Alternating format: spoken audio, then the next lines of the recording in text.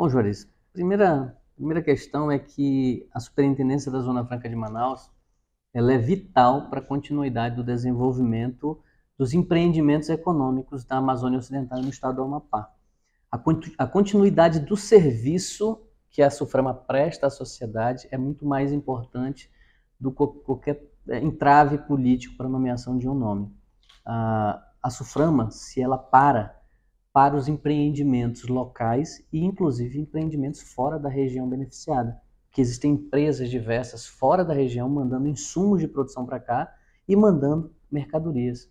Manaus é uma área de livre comércio, por exemplo.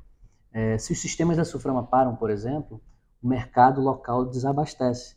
É como se estivesse acontecendo uma greve e os produtos não fossem desembaraçados, iriam ficar dependendo de desembaraço. Então, mais do que isso, manter a qualidade do serviço e a continuidade da prestação do serviço. Secundariamente, e muito importante, a gente precisa tocar alguns projetos econômicos para o Estado. Muito se fala de mudar a matriz econômica do Estado do Amazonas, quando, se na verdade, se a gente for para o conceito de matriz, a matriz ela não é algo que se pode mudar. A matriz ela existe porque é um conjunto de vetores que formam uma matriz. Então, o que nós temos que falar é do tamanho dessa matriz, se ela é pequena ou se ela é grande. Nossa matriz ela é quase que exclusivamente definida pelo polo industrial, pela indústria, mas a indústria não é a matriz, a indústria é um vetor dessa matriz. Então, cabe a nós, nesse projeto de interinidade, eu sei que não há tempo, se eu for mantido como interino, mas que pelo menos lançar sementes para que as outras gestões passem para poder valorizar essa questão dos vetores, principalmente a bioeconomia. Nós estamos agora discutindo o contrato de gestão do Centro de Biotecnologia com o Ministério do Desenvolvimento, Indústria e Comércio. Nós conseguimos que o Ministério Público do Estado, que era onde estava travado o processo de natureza jurídica do centro, soltasse o projeto com o seu de acordo, já está no Ministério formatando os documentos jurídicos para que aquele centro tenha efetivamente, depois de 23 anos, a sua natureza jurídica.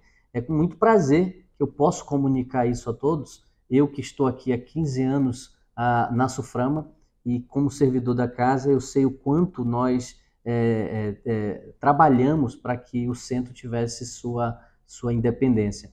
Do outro lado, nós temos também um desafio muito grande, que é definir processos produtivos básicos para as questões de bioeconomia, fazer com que efetivamente as indústrias que venham para a Zona Franca de Manaus também tenham a bioeconomia como uma das funções de produção. E aí eu estou falando que nós estamos transformando nesse vetor de indústria um subvetor exclusivo de bioeconomia. Nós temos marcos regulatórios que podem recepcionar todo esse arranjo de bioeconomia. Nós temos vetores comércio, serviço. Serviço, por exemplo, toda planta industrial demanda serviços. Quanto mais cresce o vetor industrial, mais cresce também o vetor de serviço. Mas é um vetor que, por exemplo, nós não computamos quando nós publicamos aqueles 100 e pouco mil empregos do polo industrial, nós não computamos os empregos do setor de serviço, que é diretamente proporcional à atividade econômica que gravita ao redor dessa indústria. Transporte, as cozinhas industriais, as manutenções de TI e todos esses serviços que a indústria carrega faz com que a economia do estado do Amazonas, esse que gravita ao polo industrial de Manaus, também rode. Então, nós temos uma população em Manaus de 2 milhões de habitantes, parte pessoas que não trabalham, não têm ainda uma vida econômica ativa, mas pelo menos metade dessa população está empregada tanto na indústria, quanto no serviço, quanto no comércio. Ou seja, essa dinâmica social e econômica que a gente pensou lá em 1967, que agora a gente consegue ver acontecer. É tanto que todas as vezes que a indústria entra em crise, o setor de serviço e o comércio também entra. Por quê? Porque a renda circulante para de acontecer no Estado e aí nós perdemos um pouquinho dessa dinâmica e é sentida diretamente lá na ponta dos outros subsetores, dos outros vetores que eu chamo. Uhum.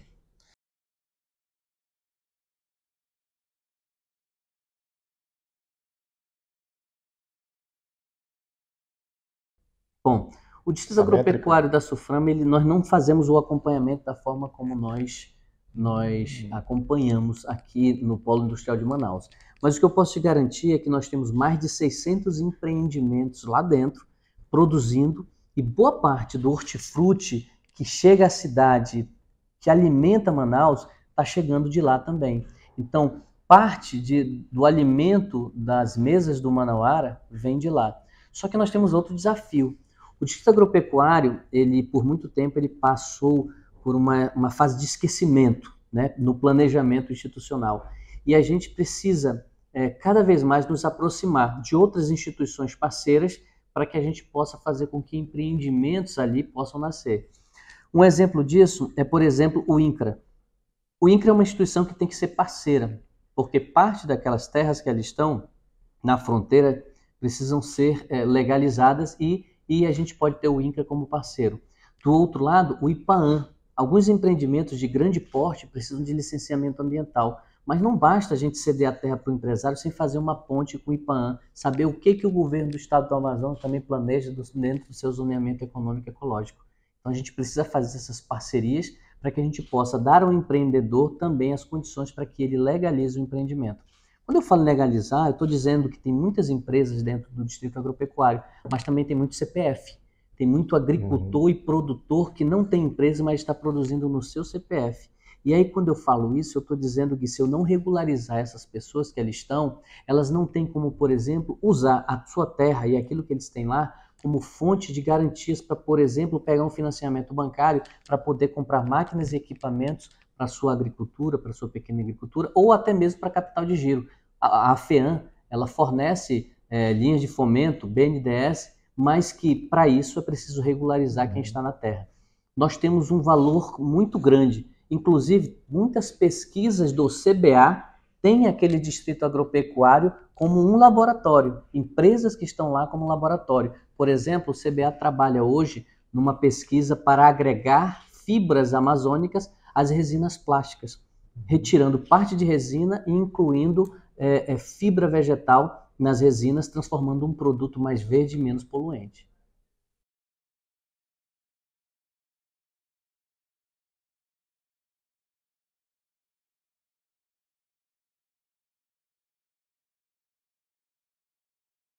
Bem, a Suframa pode perfeitamente desenvolver um PPB, oferecer um PPB e tentar aprovar uma fixação de PPB padrone, o exemplo que você deu.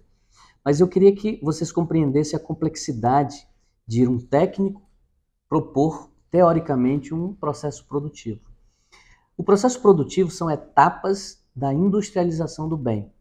Se eu não conhecer as cadeias produtivas daquele bem, eu posso determinar como obrigatório uma etapa inexequível no país. E aí eu vou ter um documento, um PPB fixado, inexequível. Por exemplo, vamos imaginar que algum circuito integrado ou algum material da bateria ou alguma etapa o Brasil ainda não tenha tecnologia para desenvolver. E aí a gente coloca como obrigatório. Nós teremos apenas um PPB fixado para estatística, mas de fato nenhum investidor vai conseguir trazer um empreendimento para cá. Então, uma das grandes prerrogativas do processo produtivo básico é que alguma empresa interessada, dentro de suas limitações de produção, ela ofereça uma proposta de fixação do processo produtivo básico. Ou seja, ela que sabe onde o sapato está apertando. Então, ela sabe como ela consegue ser competitiva com aquele produto. Claro que a gente vai ter o contrabalanceamento dessa proposta com o governo federal, no caso o MDIC e o MCTIC, Ciência e Tecnologia, e a Suframa sempre vai estar a postos. O que eu recomendaria? As empresas interessadas em fixar PB, venham a nós, a gente faz toda a orientação técnica e vai junto nessa proposta de fixação. Mas nós temos, por exemplo, outros PPBs que são estratégicos para a Zona Franca de Manaus, como, por exemplo, o PPB para medicamentos. Nós temos hoje um PPB de medicamentos, mas nós precisamos destravar a competitividade desse produto aqui. Nós temos o PPB de medicamento sintético e o medicamento biológico nós não temos ainda. Nós precisamos uma fixação de um PPB nessa direção. Equipamentos médicos e hospitalares, nós precisamos fixar. Isso é o futuro, mas com tecnologia. A Zona Franca de Manaus perfeitamente pode ser o destino de empreendimentos competitivos que o Brasil ainda não tem. E quando eu falo em Zona Franca de Manaus, Juarez, eu preciso pautar para ti que nós vivemos uma guerra dentro do próprio país tentando atrair investimentos. E aí nosso grande rival sempre é o Estado de São Paulo, porque ele rivaliza os mesmos empreendimentos. Quando a gente teve o contencioso da OMC, a OMC disse que a Zona Franca de Manaus é um modelo exitoso e que nós queremos manter. A própria OMC garante que a Zona Franca é válida para o mundo. É um modelo escalonado para o mundo e que precisa ser mantido. Então, quando o Estado brasileiro precisar atrair investimento, para não criar guerras fiscais e produtivas, nós podemos ser o destino daqueles produtos que o Brasil ainda não produz, como o carro de entrada, a porta de entrada, para que a gente possa produzir produtos para que eles possam ser competitivos com o mundo. E aí nós poderemos, por exemplo, trazer, através da Zona Franca de Manaus, de forma estratégica, investimentos que a Organização Mundial do Comércio não iria questionar.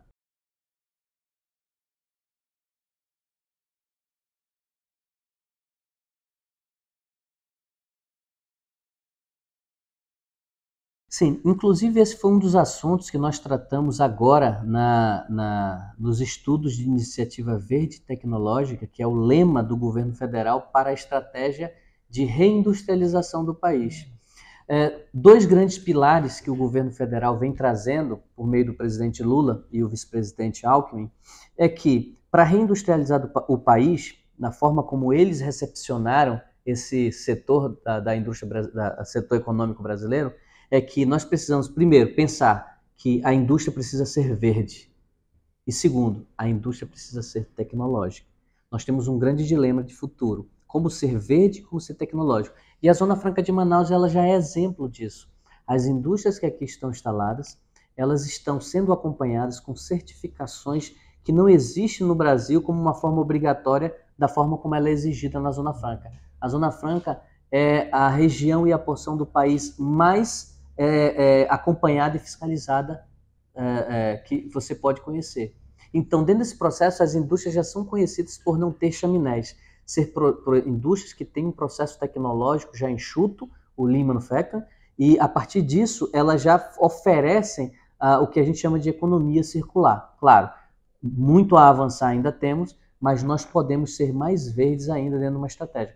Agora, algo que eu discuti bastante lá no governo federal é o conceito de ser verde e sustentável, ele não necessariamente, nós precisamos encerrar isso no conceito de ser verde.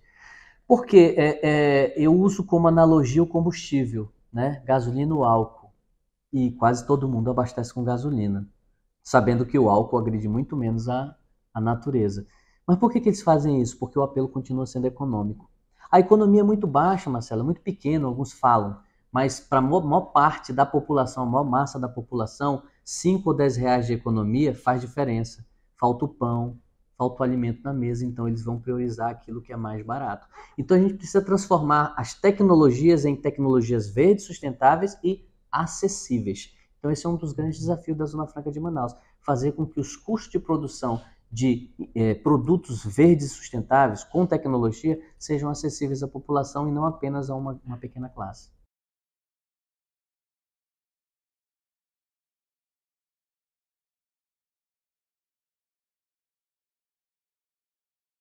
Bom, a reforma tributária é um assunto que nós não poderemos passar à margem. Nós estamos dentro dela, temos que passar pelo meio dela. A SUFRAMA tem sido demandada por nossa bancada federal, inclusive por nossa bancada estadual, para dar subsídios. Nós temos uma equipe técnica bem preparada, que já estudou todas as PECs, né? Temos uma ideia de propostas para oferecer à nossa bancada, e toda pessoa que chegar e dizer que tem a receita para a reforma tributária, é preciso colocarmos uma relatividade, porque a reforma ela vai atacar interesses de A, B ou C. A Zona Franca de Manaus tem uma garantia do presidente da República que disse no seu período de campanha e continua dizendo e afirmando: a Zona Franca de Manaus vai manter suas vantagens competitivas e comparativas. Então cabe a nós desenvolvermos o teorema para que as empresas que aqui estão instaladas mantenham suas vantagens competitivas e comparativas. Mas aí a gente tem que pensar na Zona Franca antes e após a reforma. A reforma precisa dar as garantias para quem está aqui instalado, mas também precisa nos deixar a garantia de que esse espaço vai continuar sendo competitivo para atrair empresas, atrair investimentos. Nós temos um parque tecnológico, um parque com uma indústria, um conglomerado de indústria que beira 600 empresas. Isso não é para qualquer espaço no planeta. Dificilmente você vai encontrar no planeta um local onde tenha quase 600 empresas instaladas na indústria. Então, a partir desse momento, nós não podemos descartar e nem minimizar o volume de investimento que já foi feito aqui ao longo desses 56 anos. São trilhões de dólares já investidos aqui em plantas, em terrenos, em tecnologia, em pessoal, em capacitação. Isso não pode ficar para o passado. Mas também eu não posso relegar as empresas que aqui estão a um passado. Eu preciso garantir para elas uma estratégia de futuro.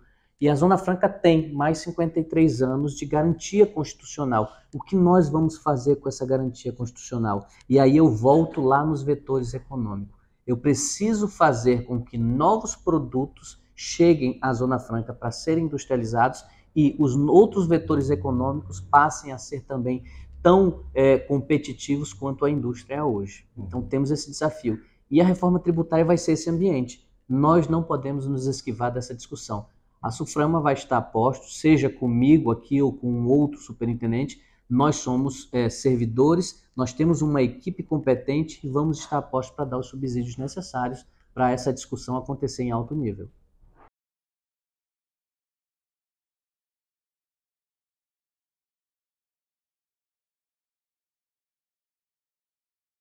Sim, a gente não pode esquecer do passado. Eu costumo dizer que para a gente pensar no futuro, a gente não pode esquecer do passado. Antes da Zona Franca de Manaus, esse espaço do Brasil estava tendo uma crise de identidade.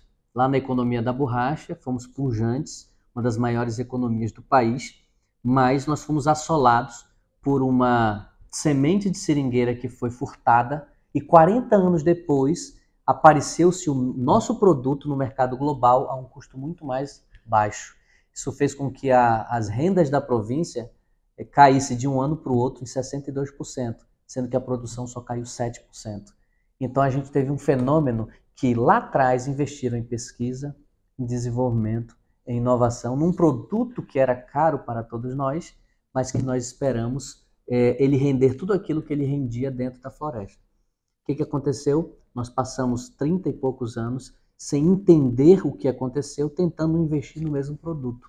E aí a gente caiu num erro quando, na economia da borracha, nós tivemos novamente no esforço de guerra um boom de produção artificialmente produzido pelos financiamentos americanos e logo posteriormente, em 1946, a Constituição dos Estados Unidos do Brasil definiram que o Brasil deveria investir parte da sua renda tributária em projetos de valorização econômica da Amazônia. Cria-se a Superintendência do Plano de Valorização, que posteriormente vira SUDAM, e dentro desse projeto surge a SUFRAMA, a Superintendência da Zona Franca de Manaus, com um arcabouço jurídico voltado a dar benefícios fiscais para atrair empreendimentos na região. Lá nós tínhamos 314 mil habitantes, hoje nós temos 4 milhões de habitantes.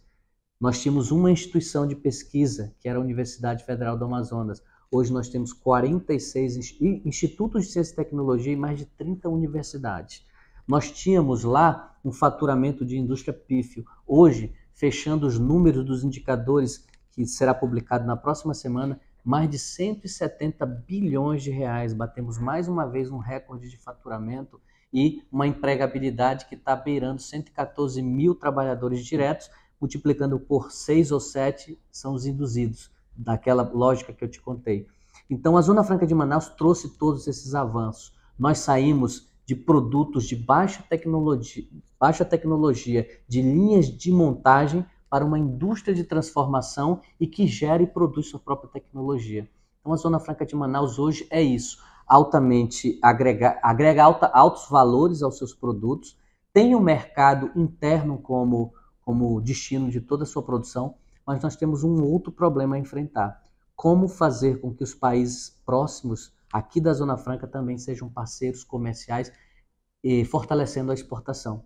Então, isso é um grande desafio. Temos a Rota do Pacífico, que precisa de, por exemplo, um alfandegamento do Porto de Tabatinga, que precisa de uma conversa entre o Ministério das Relações Exteriores e esses países. Porque não adianta eu planejar do lado de cá se o lado de lá não quer. Então, nós precisamos ter esses países como aliados que não estão no Mercosul, por exemplo. trazê-los novamente para a discussão, porque os portos do Pacífico também são interessantes para a gente, visto que eles vão reduzir, por exemplo, o frete com insumos e frete também de destino dos nossos produtos. Então, temos um desafio também, trazer a exportação para a realidade da Zona Franca de Manaus. Então, dentro de todo esse bojo de problemas que a gente também tem a esperança que os próximos 53 anos, embora tenham muitos desafios, também sejam desafios de transformação. Estávamos há algum tempo pensando aqui no videocassete sete cabeças e de autolimpante, né? E de repente a gente hoje está falando nas nuvens, a gente não precisa mais daquele aparelho. Os próprios produtos eles evoluem, somem, e aí a gente precisa estar preparado para recepcionar toda essa tecnologia. A Zona Franca é isso, é se reinventar, é resiliência nos 56 anos e não será diferente nos próximos 53.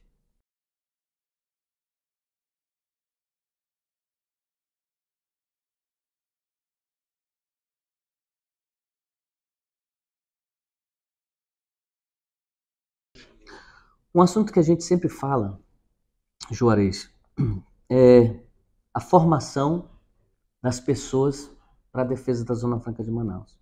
A SUFRAMA ela sempre foi, ao longo desses 56 anos, um escudo de proteção da Zona Franca. Porque quem entende de verdade das matérias que passam, técnicas da SUFRAMA no momento de defender, são os servidores dessa instituição. E eu vou parafrasear a Ana Maria, que me sucedeu. A gente não pode pensar numa Zona Franca forte com uma SUFRAMA fraca. A gente precisa valorizar essa instituição e o seu corpo técnico. Os servidores da SUFRAMA precisam ser valorizados e a instituição precisa ser respeitada pela história que tem, pela formação que tem.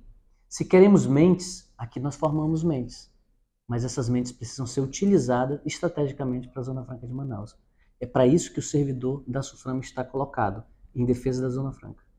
Só que ele também precisa ser fortalecido como instituição.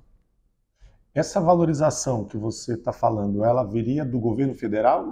Ela vem do governo federal, ela vem dos governos institucionais ou não? Do arcabouço político. O servidor da SUFRAMA ele precisa de infraestrutura de trabalho, ele precisa de interlocução política, ele precisa de capacitações, ele precisa ser inserido nas negociações para discutir o futuro da região. Afinal, é ele que vai, entre aspas, carregar o piano. A SUFRAMA, então, não é chamada para todas as discussões que envolvem assuntos que ela deveria prioritariamente estar sendo ouvida. O que eu posso te garantir, nos governos que passaram, nós fomos relegados a um segundo plano. Esse governo já inicia nos convocando para a principal reunião da indústria, a estratégia de reindustrialização do país. Eu vejo com esperança isso. Nós fomos colocados novamente no cenário de discussão. A reforma tributária iniciou a sua discussão. Eu fui nomeado dia 17. Eu já recebi alguns pedidos da nossa bancada para inserir os servidores da SUFRAMA na discussão da reforma tributária. Nós não podemos ser relegados ao segundo plano, porque nós estudamos dia a dia a indústria que aqui está. Nós estudamos dia a dia a dinâmica econômica que aqui está. Nós temos quase 60 economistas nessa instituição. Nós precisamos utilizá-los em prol da instituição e da Zona Franca.